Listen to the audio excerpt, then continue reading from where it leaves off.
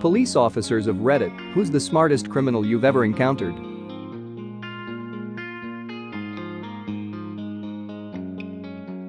I worked with this one guy who had a lengthy record.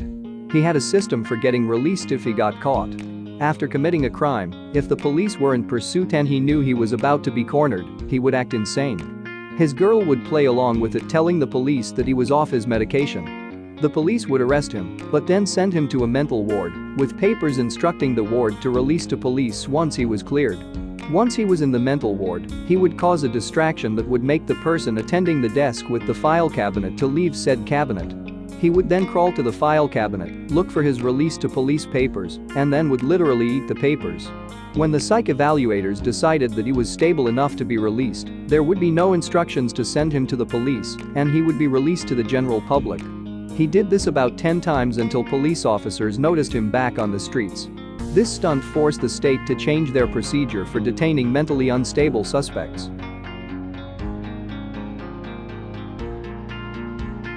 The guy I went to high school had been stealing from Walmart in a pretty clever way. He would grab video games, MP3 players, beer etc. and throw them away in a trash can in the garden section. The workers never checked the trash contents, and he would just wait, sometimes 5 hours, until they emptied the trash in the back dumpster and hop in to get his items. Once he took a cardboard box from a display inside, filled it with video games, a PS3, and extra controllers. He grabbed some tape and pens and drew all over the box and taped it up to make it look used and tossed it. An hour later he had a whole new PS3 and stack of games. I heard about one person that pulled a shoplifting scam on a large, popular and well-known US retail store. They walked in with some cheap nylon product to get one of those. I walked in with the stickers they used to put on returning merchandise. The sticker easily peeled off the product undamaged. They walked to the electronics department, grabbed an expensive box off the shelf, and went to customer service. They placed a sticker on the big box and asked if they could return the item without a receipt. Unfortunately, no. Not without the original receipt. Dang it, and they walk out. Customer service even gave the doorman the thumbs up, having just interacted with the customer. This took place before widespread inventory controls and cameras absolutely everywhere.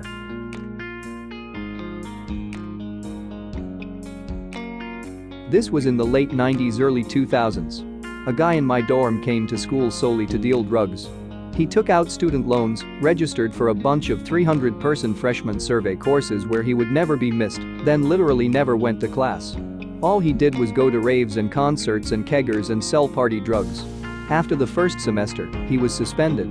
He wrote the usual "I was young and dumb and in over my head" sob story and got put on probation for a semester. So he had a repeat of the fall. At the end of the year, he was kicked out and didn't care. He made something on the order of $150,000 in return for about $8,000 in student loans to cover a year of housing and tuition. So far as I know, he was never caught. It may have been a short-sighted maneuver in the long run, but in the short run it seemed fairly genius to effectively use federal loans to start your drug business.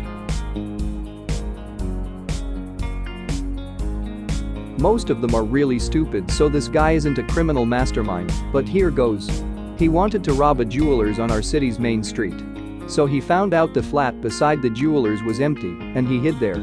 For 2 weeks he triggered the alarm on purpose several times a night, massive headache for the police and the business. We turned up to see nothing there, nothing on cameras, thought it was just a fluke, so the jewelers turned off the alarm system and said they'd wait until the morning to get a new one installed, or that one rewired because something wasn't right. As soon as he heard that and the police leaving, he tore down the wall, had already been working on this apparently, and robbed the place taking his sweet time. Escaped without anyone noticing anything for hours until the jewelers came back in the morning. Then he tried to resell something he stole which had a serial number on it and got caught. So not that smart after all. Good effort though. He did all the hard work pretty well.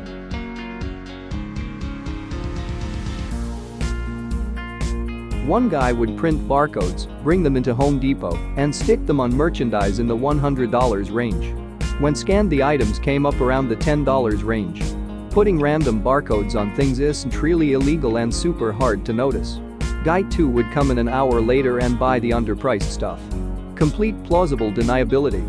They would then sell the stuff on eBay.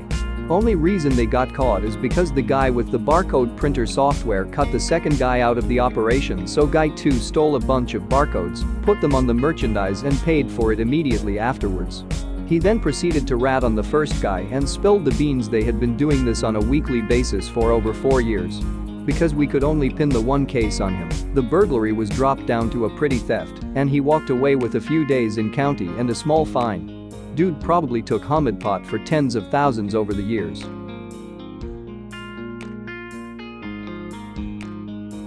Probably someone who committed a crime I never solved. With that being said, I had a guy use a sledgehammer to smash his way through a wall at a Best Buy and steal a bunch of phones and cameras. He was smart enough to wear gloves and a face mask and not touch anything he didn't have to. Alarms didn't go off until he exited out the back door, which the alarm company gets after a minute or two, and takes them like 3 to 4 minutes to call into us, giving him a good 5-minute head start, so he was probably a few miles away before we got dispatched to it. He clearly scoped out the area before doing his deed too.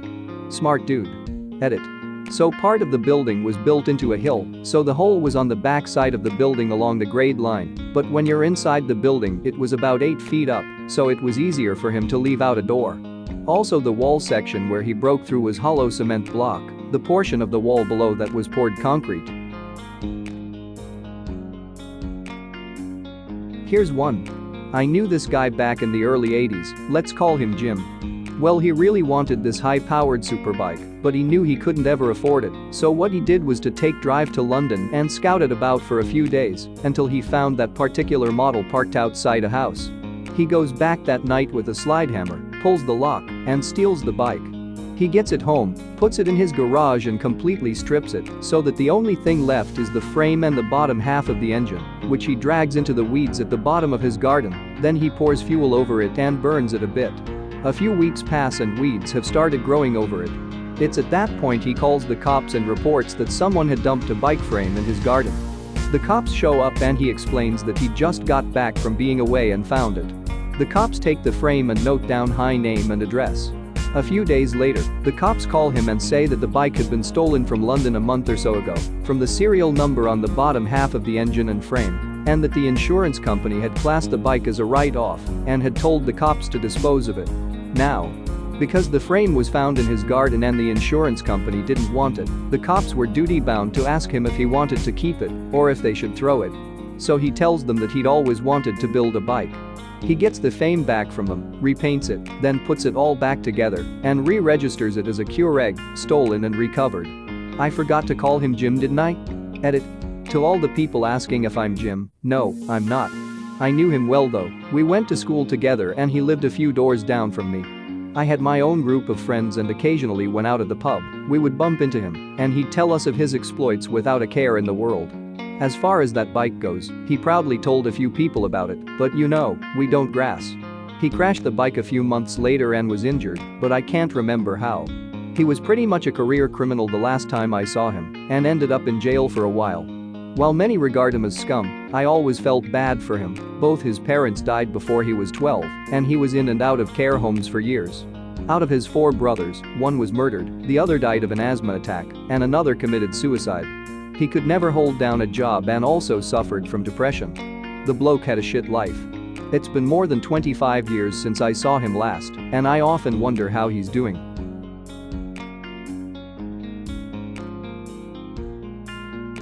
Thanks for watching. If you liked what you saw, please subscribe and like.